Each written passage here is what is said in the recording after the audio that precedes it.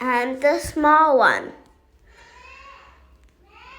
At 8 years old, I'm smaller than everyone else my age. When I walk in the hall at school, I have to squeeze between the bigger kids to get by. Sometimes they bump into me or step on my toe. Sorry, Sophie, I didn't see you, they said. At the playground, little kids always want to play with me. Some even try to boss me around.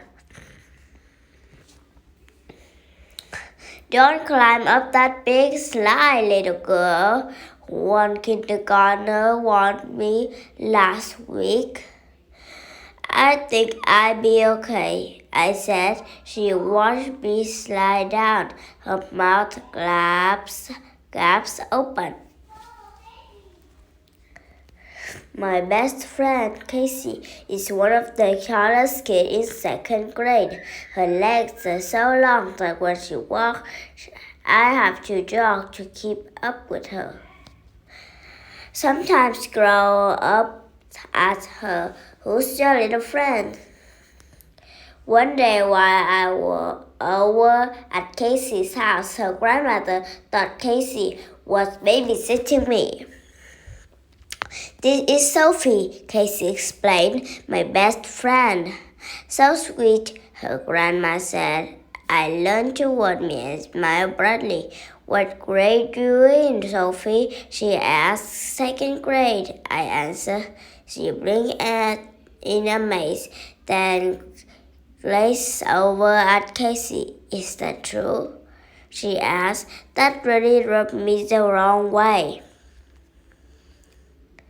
I used to try to make myself taller whenever I could. My posture was perfect, straight as an arrow.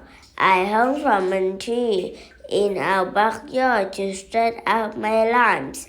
I ate my vegetable, even the Brussels sprout.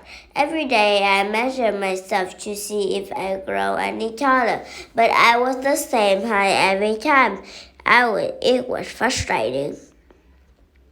Don't worry, Mom said. I don't let my size slow me down, and neither should you. Besides, being small has its advantages. I studied Mom in surprise. Never thought of her as small, but I suppose she is. Still, I couldn't see any advantage to it. One day, Mr. Alvarez announced to the class that we'd be putting on a spring day. You should try out for the lead role, Casey encouraged me. I don't think I get it, I sighed. Mr. Alvarez probably want someone bigger. Once she sees how good you are, you get the part, she said. At the audition, I waited with my classmate in the back of the audience room. When it was my turn, I walked up to the center of the stage. I had practiced out the line, but I never got a chance to deliver them. Sophie, Mr. Alvarez cried, you'll be perfect as an elf. The elf, you are just the right size for the costume. When the audition was finished, Mom was waiting outside for me. Mr. Alvarez made me an elf, I grumbled. That sounds like fun, she said. I don't want to be in play anymore, I said. Oh, honey, she said, I know you didn't get the part you want, but I also know you love acting. I bet you'll be the best elf in the play. That wouldn't be hard to do, I thought, since I'm the only elf in the play. I only have 2 lines, but I want to see Razor just to please Mom and Dad. May I got the leader of a girl wearing a magical fairy forest in search of her lost dog. In the last scene, she finds a box under a giant mushroom, and then she opens it. Guess what jumped out? Mrs. Alvarez's dog, Prince, played the dog role. She brought him to all the resort, and when she wasn't on stage, we got to play with him. He liked all the attention from the other kids, but he seemed to like me best. The night of the show, my first line came early. Let's ask the fairy queen, demanded Snuff.